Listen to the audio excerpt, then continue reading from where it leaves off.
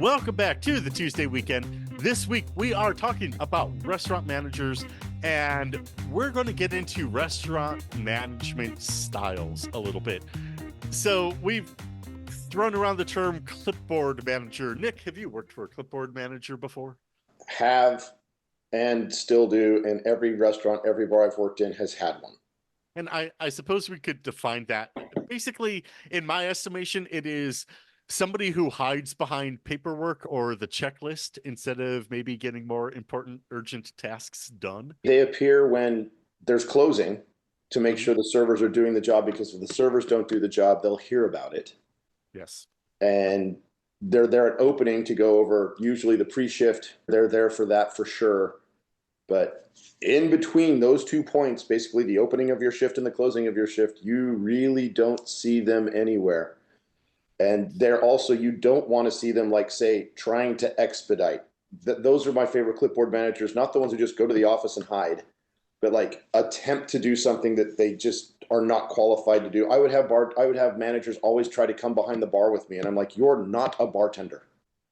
You have no idea what you're doing. Back, back. Just pour glasses of wine and stay the Sure. fuck out of my way. If you want to open that bottle of beer for me, I go Great. ahead. But that's about all I'm going to let you do. Or I mean, I sure, would leave go the bar ahead. to take a But table and walk back, and they're like, they've got like 4 cocktails started, and I'm just like, what are you doing here? I'm like, this ticket, and I'm like, what have you put in these glasses? And like, I'm like, just dump it out and start over. It's like, you're not helping. And well, that's a clipboard manager. They don't know what to do. They haven't been trained properly. mhm. I've alluded to that before, where places back in the day would train a manager in every single spot in the restaurant, and now they're just, oh, you've served here, oh, you've worked here, oh, you've worked in a restaurant, great, you're a manager. Perfect. You're a manager now. Congratulations. Well, Yeah. and even when I was the liquor manager at that brunch place in New York, Saturday brunches I would basically run, and generally they went pretty smoothly. And Hmm. Sunday brunches, which sure would have a few more covers, like 10% more covers, it would be the GM and one of the other assistant managers, and everything would go to shit. In part because the GM would decide that's the time to go get her payroll done, and would be Yeah. down in the office when, like, that is the exact time when it is the most useful for you to be on the floor. Hey, And I've got to do again, inventory. It's the third Tuesday of the month. Why are you doing inventory today today, when we're right. slammed? Right. Well, and Okay, then I great. also in the banquet world worked with a manager who talked a big game and then would just kind of disappear during the event. Like we'd be looking around, it's like, huh, anyone seen him in a while? Like, no. Oh, Yeah. he took a break and physically left the building without telling anyone. Now, okay, I will say right here, when I was the bartender or the banquet manager, absolutely during those 6 hour long events, yes, I would find the spot, usually in hour 4, Yeah. that I can slip out for 20 minutes, inform everyone, like let the bartender know, let my server captain know, like, hey, I'm going to be physically gone. If you need me, text me.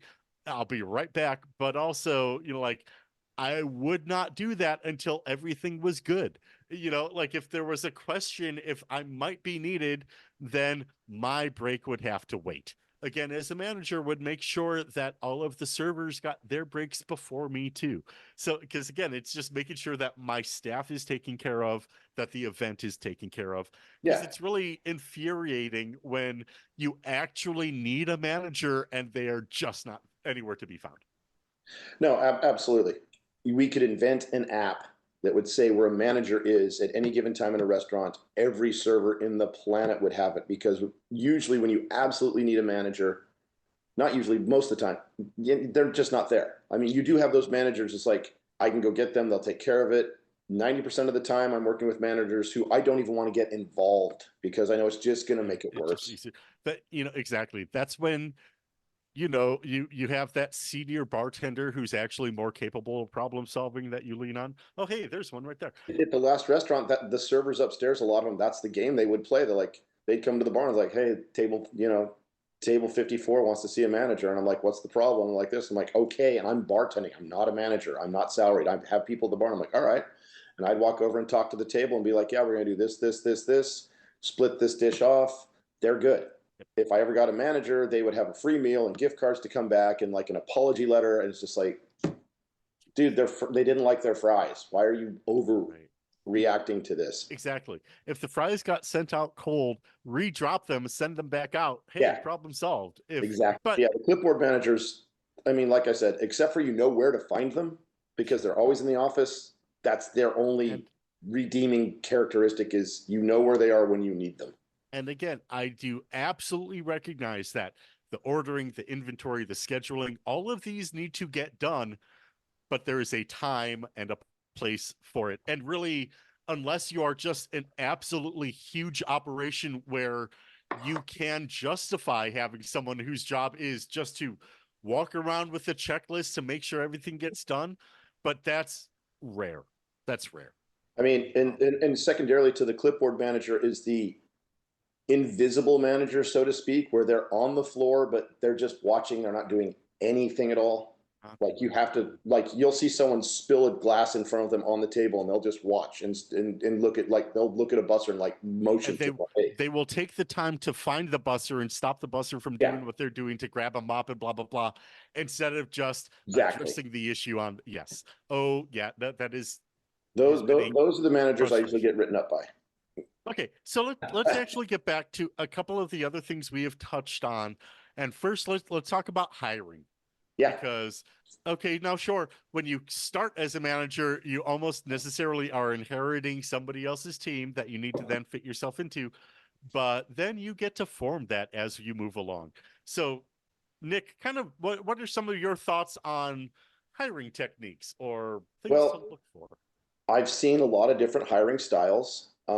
Once again, my job has afforded me setting up a bar and stuff. That's usually when interviews occur, is when the restaurant is not open, when it hasn't really started yet. So I've gotten to hear all the questions they ask. I have gone the gambit from the very introverted manager who is just thrilled that somebody is talking to them, so they hire every single person who walks through the door, to the manager who thinks that unless you have 5 years experience, you shouldn't even be eating in a restaurant. I've had to go through watching managers hire bartenders that I'm supposed to work with and never asking them a question about a drink or how they make a drink or where they've worked. They seem really nice. And I'm like, great. When I interviewed potential bartenders in my managerial and lead bartender, and I'll just do the quick difference for everybody right now. When you're a manager, you can't take tips. When you're a lead bartender, you can. You're basically doing the same job. That's it. You're just not getting the salary pay as a lead bartender, but the tips are worth more. Trust me. And you don't have to work the 80 hours a week because you're a bartender. They don't want to give you overtime. So I went from a situation where I was the banquet captain without a manager, so covering those duties as well, to taking that managerial spot, and essentially I took a pay cut to do more or less the same responsibilities. Exactly. But when I would interview people for a bartender, I'd ask them, where did you work? How do you make this drink? Get behind my bar, make a couple of drinks. Right. Here's a piece of paper. This has a list of 10 drinks on it.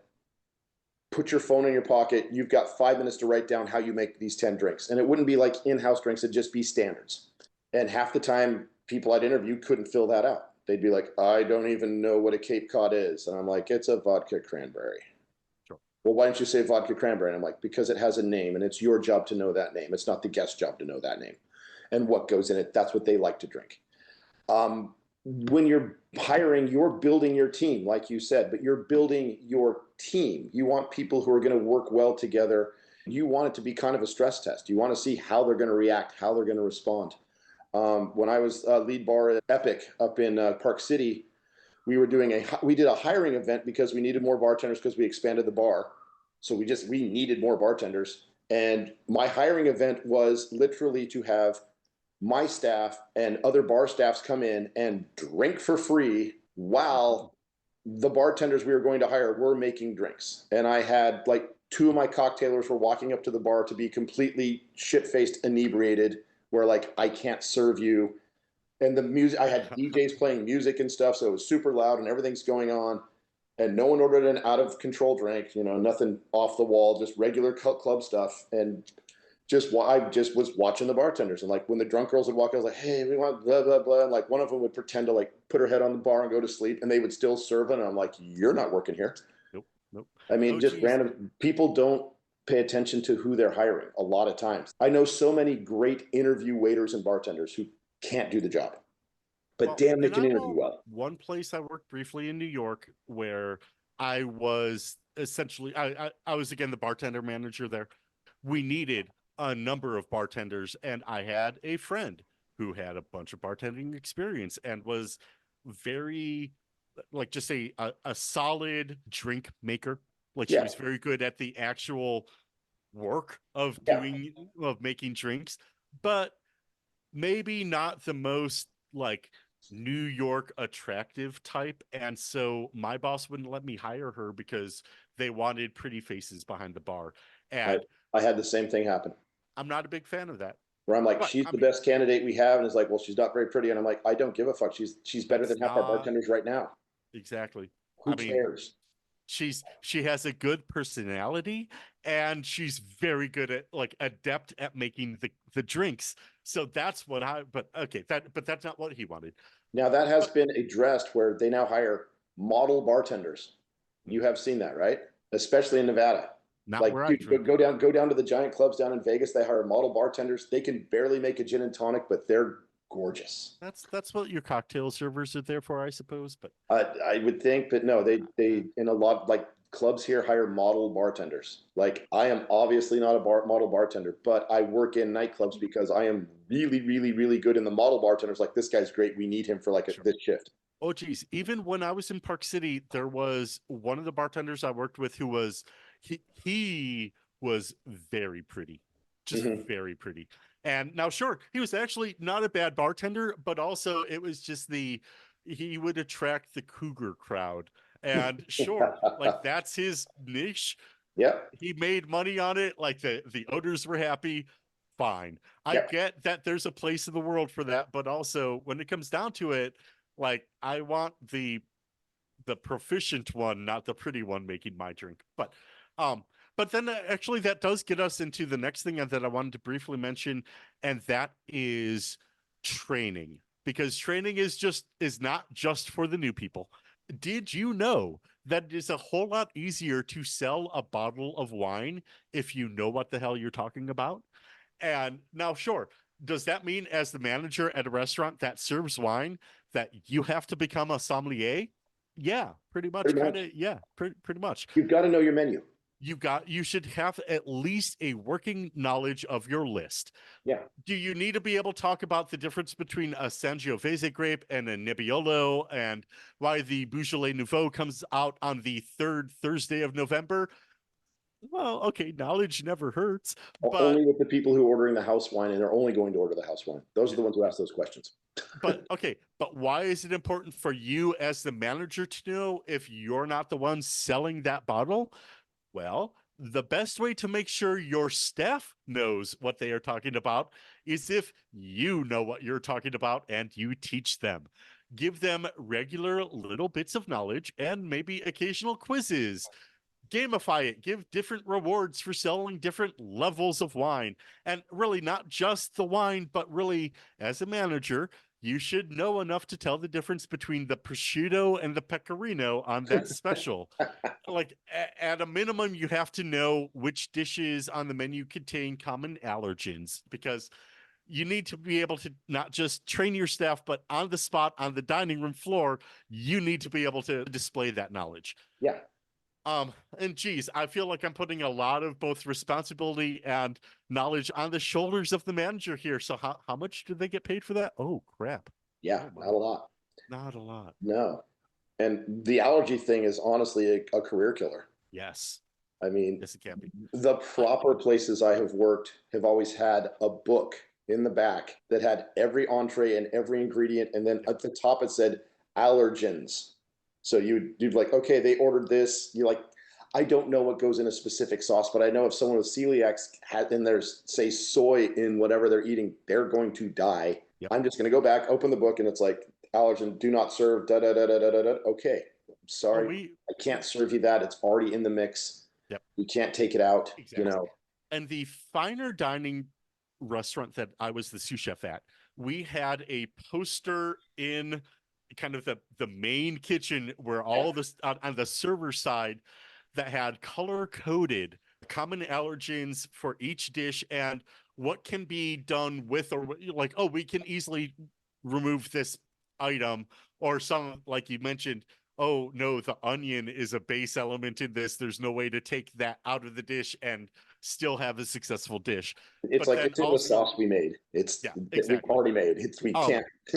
so for the base menu that never changed throughout the season, we had the poster, and then I, on a weekly basis, as the sous chef, would have to print out the allergen list for that week's specials Yeah, because, it goes in. again, it was my job to make sure the front of house knew. So yeah, and I will also give a lot of credit to the main front of house manager there, who kept an EpiPen nearby because he had a one of his children had a severe peanut allergy and once needed an EpiPen on the fly during service in a restaurant. So he's glad he had one on him. So just for the oh shit emergencies as a restaurant, it's something that he had, that he would be able to just jump in and provide that service, because calling an ambulance and waiting for the EMT to arrive, those, even if it's 5 minutes, can make a major difference in outcomes here. So yeah, we don't want to mess with allergens. We have to know about them. And on the wine thing again, I mean, it's nice to know the wines, but a lot of managers pretend they know the wines. It's so annoying. I had a manager at my last job. He was the bar manager, and we're tasting a wine, and me and the other bartender taste it. He's a som. I'm a som. We've done all the classes. We've done all that stuff. Actually, I learned at winery, but and we're tasting like I've got this, this, this, and then my bar manager tastes the wine. He's like, "Oh, I taste like honeydew and wheatgrass," and I'm like, "Wheatgrass? What's wheat?" Yeah. He walks away, and the other bartender's like, "Well, you're never wrong when you say what you're tasting." And he walks away, and I'm like, "Did you taste any of that?" Yeah. And he's like, "No." Oh, And geez. then at our pre-shift, he's telling people what this new wine tastes like, and they're looking at us, and we're both just nodding our heads. No, that's not even close. Just come talk to me. Word I descriptors mean, are difficult with wine sometimes, but yeah. and I mean that same place where we had a very large by the glass wine list, probably too big. And, that can be a problem with stock because wine doesn't stay good forever. And like you sell one glass of one bottle, and then you're throwing that bottle out 3 days later. Uh, I took it upon myself just as a bartender, and I've done pairing menus before. I've won awards like best estate pairing menus twice in Utah, actually. Once here, and I'm like, here's a pairing list with reds and whites for the entire entree list. And I gave it to a manager, and the manager blew it off. And then one of the servers heard I had one, and the servers were coming to me asking for it. They're like, I want to sell more wine. I want to know. And it had the tasting notes and everything. Like, here you go. So I'm like dealing drugs on the side with my serving. It's like, here's your wine list for the menu. And then one of the other managers is like, well, why don't you give this to management? I'm like, I did 3 weeks ago. When I was the chef at a winery, I actually kind of worked backwards at that problem. The owners had both a white and a red wine flight menu that, basically you get to choose 3 of the whites, 3 of the reds. And I built a appetizer sampler plate to match the wine list. So for the 3 whites, you get the little, a scallop, and I Yeah, think I did a gnocchi, and for the reds, you get the meatball, and you get and I think it was really cool. And the that sounds fantastic, a actually. head server ran with it and was just like, this is brilliant because it's just a little bite thing while you're drinking your wine flight. And then a few months later, the whole thing closed. And I mean, well. One piece of advice I wanted to give new managers, if you're coming in and, hey, here's this big wine list that you don't necessarily know everything about, start with 2 of the pricier ones, 2 of the mid-tier ones, and 2 of the cheaper ones. Every couple weeks, all right, well, here's 2 more. And then you just, like, you don't try to eat the whole list at once. Take bites. That's how you learn. And even while, like, use your staff. If Yeah. you are coming in and you have seasoned servers who do know the wine list, start with them and, like, okay, what wines should I learn first? And getting to that, that's a huge problem in management in restaurants is that managers don't lean on their staff. I'm like, I am not a manager at my job. I pretty much choose not to be a manager at any job I've been in for the past decade. And I've had places that they're like, hey, how do we do this? How does this work? And I just tell them. It's not, I mean, I don't think it's a secret. I think the more you know, the better we are as a staff. If you can use me as a reference point, as this, then do it. Don't be afraid I'm going to take your job. I don't want your job. Yeah. But I have no problem telling you about what wines go with what, how these cocktails are made, what this beer is, how this beer tastes. I mean, I am involved in that right now where my manager is, I'm going to go chef with the quote marks because you know what that means. But he has no knowledge of behind the bar except for he knows what he likes to drink. And every time he tells me to do stuff behind the bar, it is contrary to everything I have learned and done in the last 3 decades. And I'm just like, okay, sure, no problem, got it. And then I have to think of a way to do what he wants to have done in a way that actually works. I mean, the man actually told me, like, he's like, here's how I make an old fashioned. And I'm like, okay, you know, our old fashioned. And he's like, so then I stir it 40 times. I'm like, did you just say 40? He's like, yeah. And I'm like, that's a bit excessive, but and if you want to water down the drink, yeah, stir it 40 times. Is this a spell? Is this a ritual that needs to be like exactly followed? And I'm just like, at the same time, as a chef, his menu is great. The food is fantastic. It's a basic thing, and everyone likes everything that comes out of the kitchen. I'm like, lean into your strengths. Hey, you don't know anything about the bar? Talk to your bartenders, plural. The other guy I work with is good. We both are. And it's just like, we're looking at the drink list going like, why are we making these drinks? Both in my professional and personal lives, I have become very comfortable with saying, I don't know to something, and let's find out, you know, because okay, sometimes, yeah, it's a skill to be able to like bullshit an answer on the spot and actually have it turn out to be correct. Yeah. Cool. I love it when that happens. But you know, the safer bet often is, let me look into that. Let me get back to you. Yeah. When I ask stuff, I'm like, why are we doing this? And then he gives me the answer, and I'm like, are you reading that off your computer right now? Because that sounds like you're reading an article about a drink you saw in a magazine you read. This isn't something we can realistically do. Let's actually take one more quick break here. If you have thoughts on any of the stuff we have been discussing, leave us some comments and we will be right back.